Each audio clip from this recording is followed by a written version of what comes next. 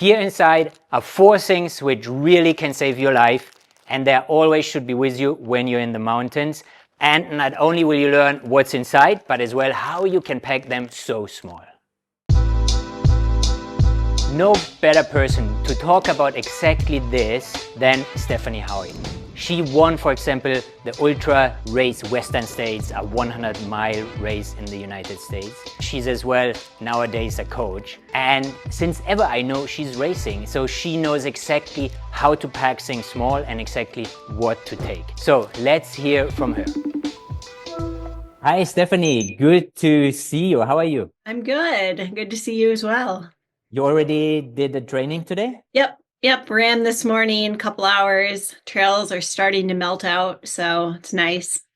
Nice, but right into that is where I really think we hiker, trekkers, mountaineers can learn so much from somebody like you, a professional runner, because I'm always amazed how you can go through all these different climate zones in your run, like from down in the valley at the moment, it's super hot, but then you end up somewhere in the snow, or maybe the weather changed because you are so long out there, and how you manage to get all these different layers for the different temperatures and weathers in this small running like setup. I see you all winter, being out there. Yeah. This is a great time of year to be thinking about that as well, because like you said, it can be really warm, but you go up high in the trails and it's cold. So the first thing I do is just consider, I guess, the climate and what I might need. So generally, if I'm starting in shorts and a t-shirt, I know I might need like pants or a jacket or hat and gloves when I get up higher. And I do usually bring that stuff because you never know, right? A storm could roll in, you don't want to be trapped, or it could take you a lot longer. So I have a couple of my favorite things that I'm going to show you. So first is this just Summit Series North Face jacket. And I like this because it has a built-in hood. So I don't, you have something to put over your head, and it packs really small. So when I'm thinking about my gear, I want lightweight stuff, but I also want it to be protective. So that's super important when you're going in the mountains. So this jacket is really lightweight. It's warm. And I can stow it. I can wrap it up really small and stow it in my pack. So I'm going to show you a couple other things, and then I'll show you how I actually put them in my pack. Okay, cool. Perfect. That's the first one. The second one is actually a pair of pants. And these can be really important if you get stuck, or if it starts snowing, or if it's windy or raining. I've probably used these I don't know, at least once or twice a year when I just don't know that it's going to be stormy later. So these are also the North Face Summit Series pants. They've got a zipper here. So you can just put them on over your shoes. They're kind of water resistant, wind resistant, so they keep you warm. Same thing though, really lightweight, so I can put them in my pack. And then 2 other things that I always bring. One is this hat, this lightweight hat, little beanie, and then a pair of gloves. And these are just like normal, enough gloves. And I'm going to start to show you how I put this all together now. So we want to make things small because you don't want to be carrying like a huge rucksack. Otherwise, you're not going to be able to run. So I take these gloves, I just kind of roll them into a little ball, and I'm going to stick them in my hat, actually. And that does 2 things. One, it saves space, but also then I know where this is. I know my gloves are going to be dry. I know they're in my hat. And then the other thing, because often you have the problem, that everything is like in this dark hole backpacky thing, and you're always like, oh no, where is this stupid hat or the glove or whatever?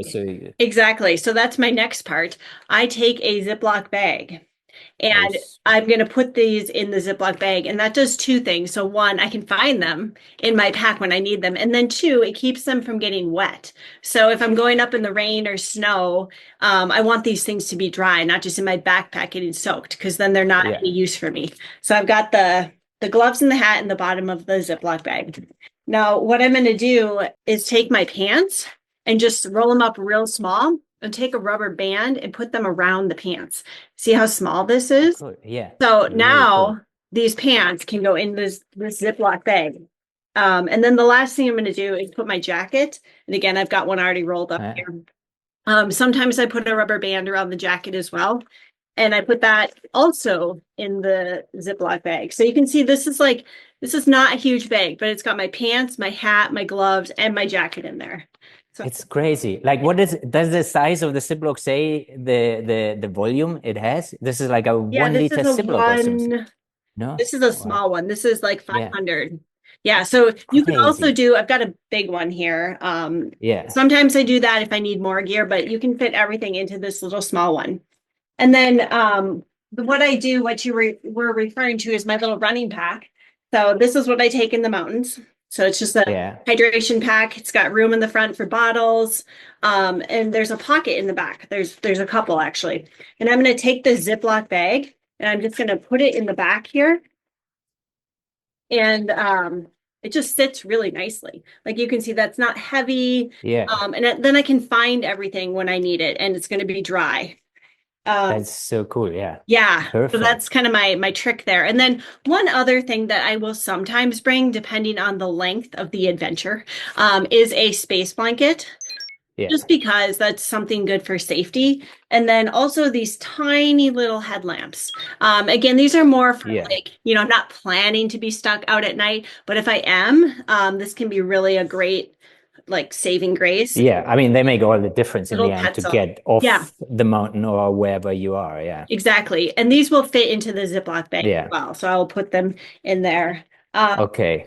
And then, Cool. I mean, my food and drink just go in the front, just like, Yeah. standard. But that way you've got everything you need in the back. You can pull it out easy. It stays Yeah. dry. And it saves so much space rather than trying to cram like, a huge jacket or pants or, not putting them in a little compartment ahead of time. Perfect. No, that's really great. I think this would make our lives in the mountains so much easier if we do this and just the weight savings and the size in the end where you just like, yeah, you gain so much more fun if you're around like this instead of these huge backpacks on Right. Tour de Mont Blanc or wherever. So yeah, it's fun. Great. I will definitely stick to that plan and test it. And thank you so much for sharing that with us. Yeah, of course. So this is exactly the items Stephanie just showed us. It's the shell, which often they come with an integrated small packing pouch. Mostly it's the pocket here, the Napoleon pocket, and you can put it here inside so it's already nice and small. That's the shell. Then these kind of pants, and she said really roll it nicely because I think the rolling thing always really gets the least volume out of it. And again, this one has already like a bungee where you can fix it. And then we have the gloves and a beanie, and this we put again into each other so it's always nicely together. And look how small it all is. And then in a Ziploc,